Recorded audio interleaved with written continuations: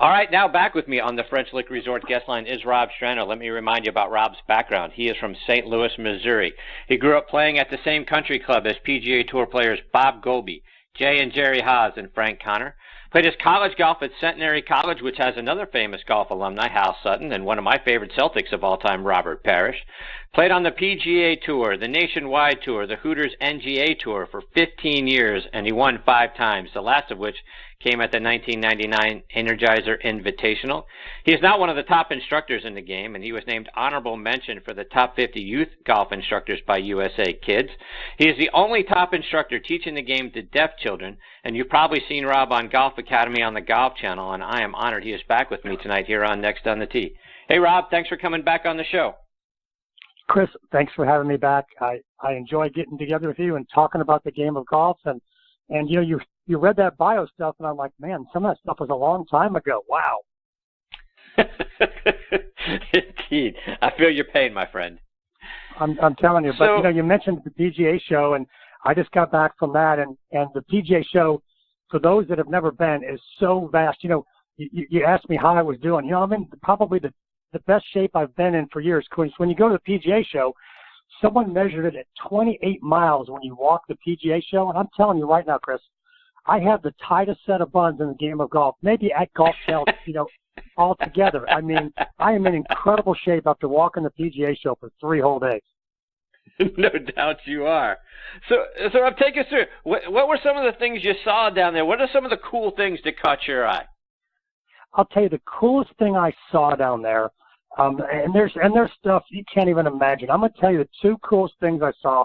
One is fun, and one is something that will really help what I do as a coach. Is there's a new product called Capto, C-A-P-T-O, and it is a wireless sensor. It's actually a wireless device that goes on the shaft of your putter, and it tells you everything you want to know about your putting stroke. It gives you graphs.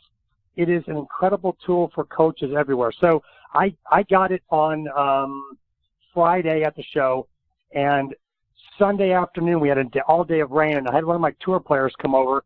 She's an LPGA European Tour player, and we got in the putting lab here in my house, and it was the first time I got to use it live fire, and the data was just astronomical. You know the movie Twister, where all of a sudden the thing goes up into the tornado and they got all that data? That's how I felt when she hit a putt, and all of a sudden I got all this data and the graphs. I was like, wow, this is what I need to really get into the fine-tuning of a stroke for a top-level player. I can look at a putting stroke and say, yeah, that's on plane, that's perfect, the face is good, and the ball's going in the hole. But when you got a player who's paying for their meat and potatoes and their gallon of milk by how quickly they get in the hole, boy, you don't want to leave anything to chance. So Capto was really cool. Now, fun, and I'm all about fun, you know that. There is a new product out. If you go to bp.golf, you're going to find a product, I kid you not, it's all-time great, and I'm ordering it, called Beer Golf, Pong Golf. So it's basically cornhole with red plastic cups in it, and you chip a ball on it, and if you get it in, you point to someone and say, drink up, buttercup. So it's beer pong golf. It is so much fun. I actually did a video for them on Facebook. If you go to Rob Strano on Facebook and you scroll down, you'll see all the videos I did live for Golf Channel, but then you'll see the one that me and my staff coach, Susie Stanley, did with big beer pong golf. It is so much fun. I just see it back here by my pool and got some friends over, and we're beer pong chipping it and just having a good old time. There you go. Now that's awesome. Both of those things sound fantastic. So again, the first one you talked about is called Capto. You can see that, the wireless putter, sensor putty for your putter, and bp.golf or beer pong. 2 very cool things, Rob. And Rob, I saw a picture of you and with your fellow Centenary alumni, Hal Sutton, at the show. You get a chance to spend some time talking to Hal?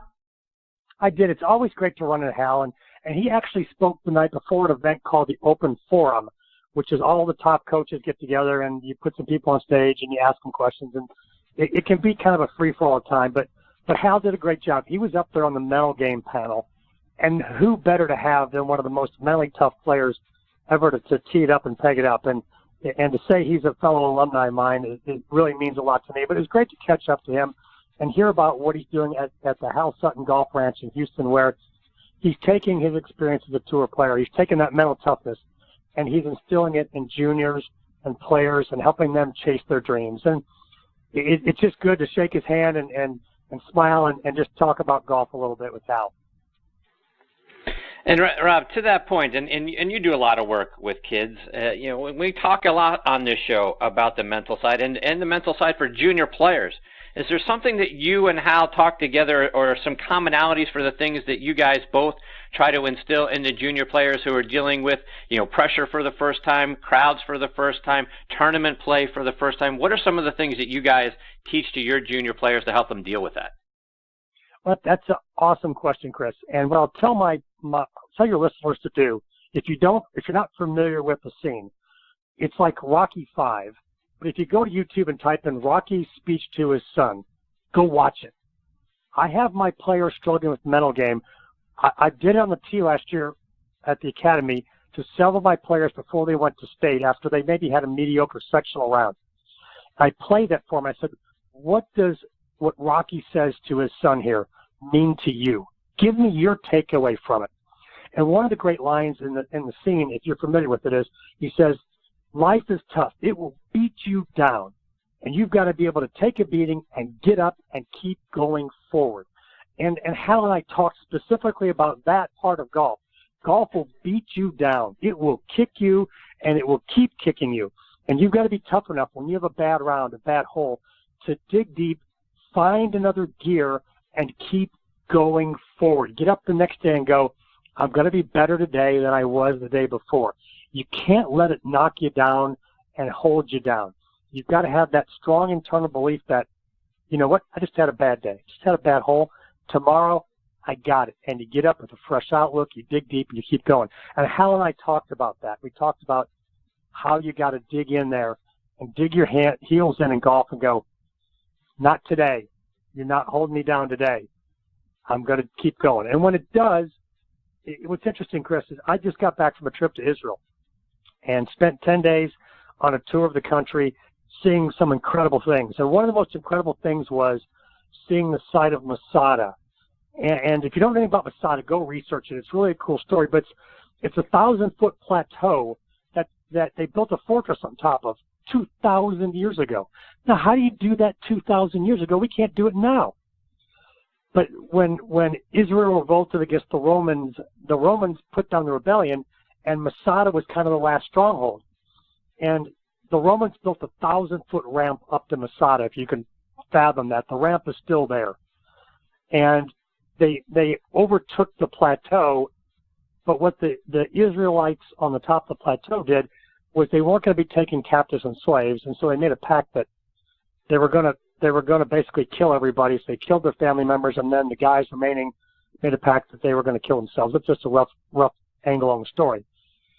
But one of the things that the Israeli army says is kind of their motto right now is two words, and it centers around Masada. It's never again. And they say that now as they pass through their training. They look at each other and go, never again. They never will surrender again. And that's golf. You do things happen, and you say, never again. I'm going to learn from this. I'm going to be tougher, stronger, and I'm going to keep moving forward, and nothing's going to knock back my belief. Nothing's going to shake my courage. Nothing's going to shake the pillars of my foundation, whether they're life pillars or golf pillars, and I'm going to keep pressing on and keep pressing forward. That's awesome. That's a great message, and it's interesting that you bring that piece up about Rocky, and I've got that whole speech framed, and it's in my son's room, so I try to remind him of that very same thing, so it's fantastic that you bring that up. And Rob, I've got to go find that picture. I got goosebumps here, and it's in your son's room. I got to go down to Amazon and go, where's this Rocky picture? I got to get this thing and put it in my office. It's out there to be had, my friend. You can find it. It is fantastic. And Rob, you and another recent guest that I've been blessed to have on the show, Bill Abrams, you guys did a seminar together on something called Blast. Talk about what that is. Blast is another putting sensor. It doesn't give you as much data as the new one, Capto. It'll give you about 9 points of data, but it's great. It's really not intrusive. It goes on the butt end of your putter, and the little adapter fits all different grip sizes, and it gives you some quick hit stuff. So I'll throw it on the butt end of a putter in a session where we're just looking at quickly, I want to know what face rotation is. I want to know, are we slamming it shut, too much coming through? Do you have too much rotation coming back? Or are we blending it real well? Or I'll put it on the putter with a player in a first putting session to get a baseline of what they're doing. And then I'll fix them and I'll show them where they started and show them where we finished, just to prove to them, this is the change I wanted, this is the change I've got. And it's an inexpensive little training aid. It's great. It's something that most everybody can afford. It's a little over $100, and it's something you just charge, lasts a long time, and it's always there when you want to put it on there, and it works off your phone, and it's just a super simple thing, and a lot of tour players use it just to keep a spot check on what's going on. And Rob, we're talking about putting. I saw you out there, at least some pictures and some videos of you with Brad Faxon. Curious, did you get to spend some time with Brad, and did you guys get the opportunity to compare putting notes? We've actually talked before. A couple years ago at the Players, right after he did the segment on Golf Channel with Gary Williams, I was at the Players doing my deaf kids golf camp there. And Mondays at the Players are great because it's closed to the spectators. It's just those of us that have credentials that are on site. And Brad was there on the academy there at the TPC Stadium course. He was there with Bob Rotella on the green, and I walked up, and he was kind enough to talk to me, and as was Dr. Rotella. And we just had a little putting roundtable. And I've always joked, if someone would have had a little pocket recorder and recorded the hour that we stood there and talked, you could have duped that and sold it for $100 a copy and retired to an island somewhere. We talked about some fantastic stuff, from the reason why we both grip it strong. Because you look at Brad and you look at and you look at Jay Haas, who I copied, who looks like Fax back then. We all look the same over the putter. We all grip it the same. We got to talk about why do you grip it strong. We got to talk about the mechanics of the stroke. And, it's funny, one of the things I said to Fax was, we were just kind of chit-chatting about all kinds of stuff. And I said, Brad, let me tell you something about your putter. Because you do what I believe to be correct, your putter is always on, trending hot. And he kind of shifted his weight on his feet. He was kind of looking at the ground, and he kind of looked up at me at the corner, without, kind of out of the corner of his eye, and he goes, you know what, Rob, you're right. My putter is always on, trending hot. I said, that's why the way I coach it and the way you and I do it is more correct than any way to do it out there. And, we talked a lot about it, and I got to watch him and talk to him again, at the Blast little seminar they did. It was funny as he did putting and then walked over, hit a few chip shots. He laid his putter on the ground. I looked at that and I went, whoa, whoa, whoa, whoa. You don't lay Excalibur on the ground. It's like Dirty Dancing. You don't put baby in a corner. You don't lay Excalibur on the ground. And I picked it up and I guarded it for him. I stood there. He did a little chipping stuff with some of the players, talking about how Blast can be used for chipping and full swing.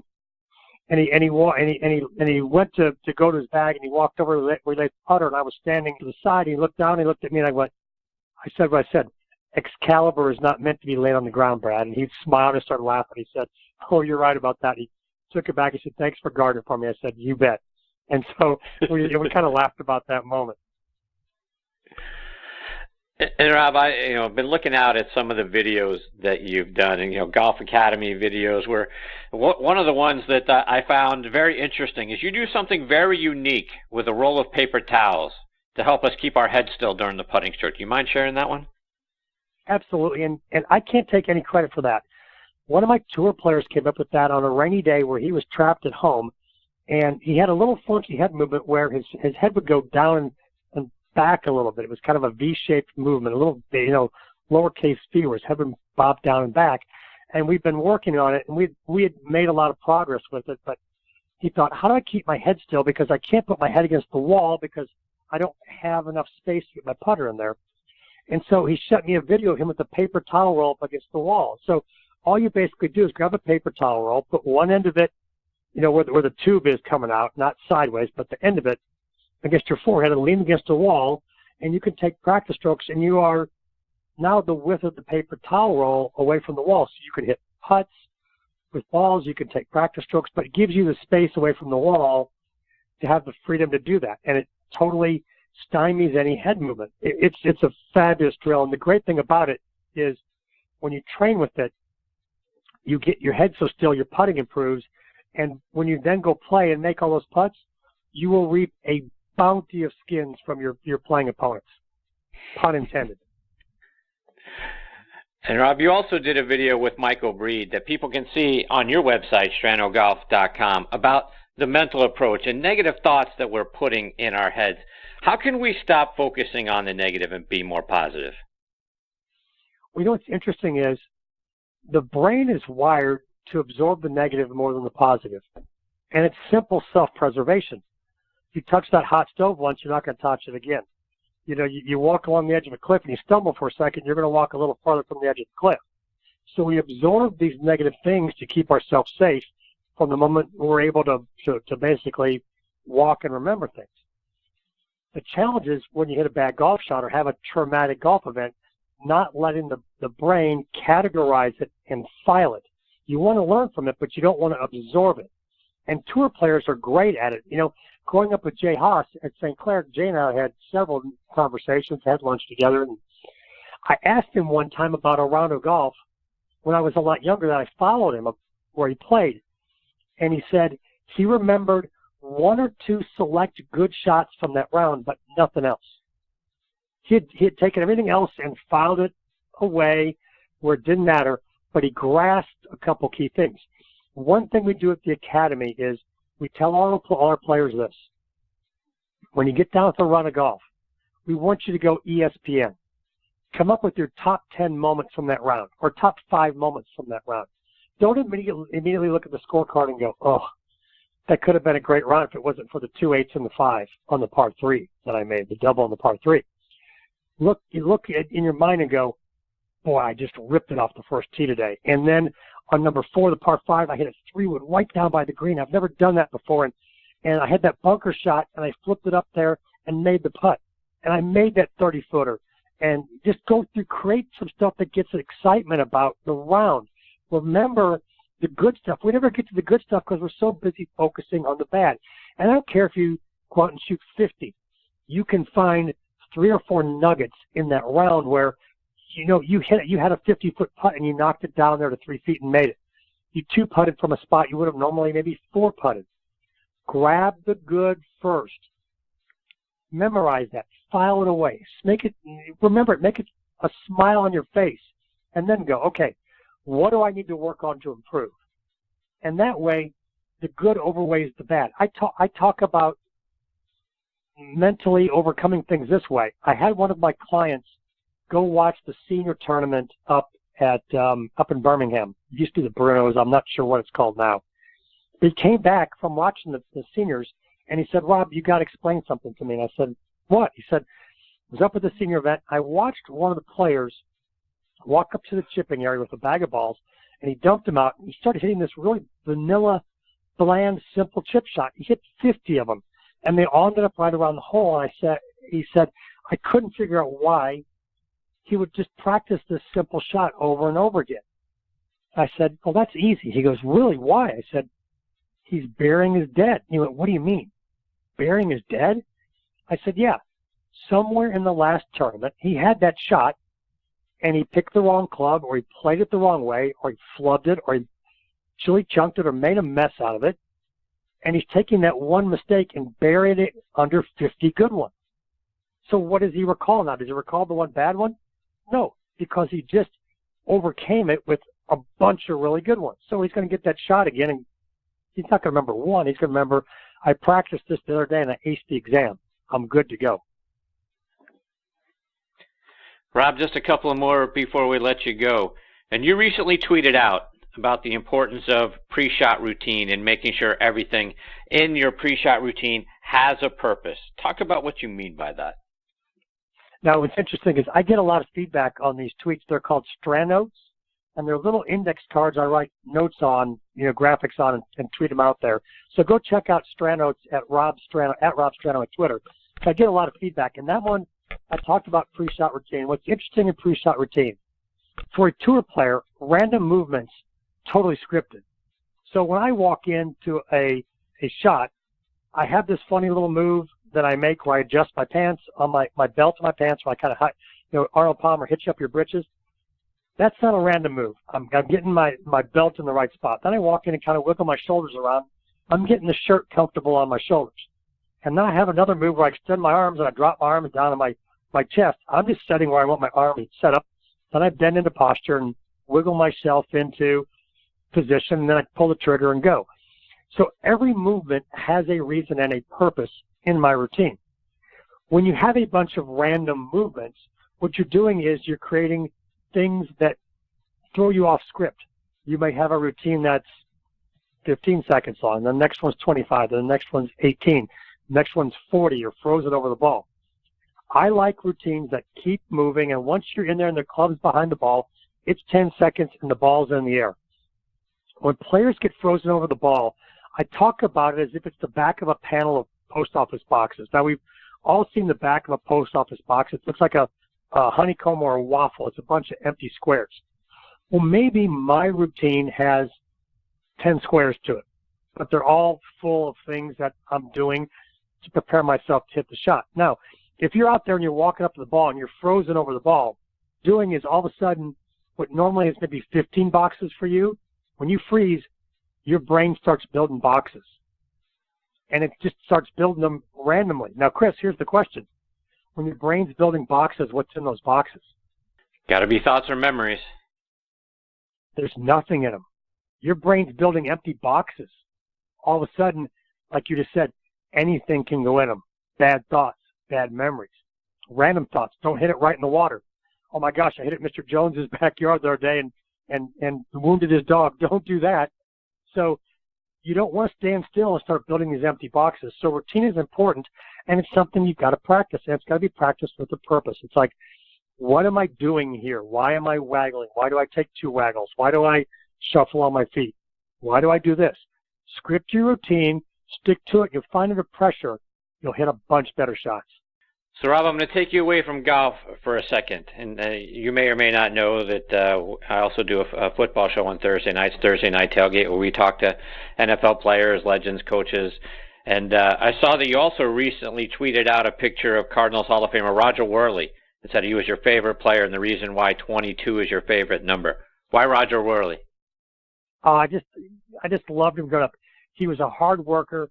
He was one of those players that was never out of position. He was an all-pro. He was a student of the game, a great athlete, and an all-around great guy. I got to meet him when I was a kid twice. He played in a pro-am at my country club and played with my dad in a pro-am one time and got to meet him. And he was just the greatest guy. You know, some guys are bigger than life and you meet him and they kind of let you down.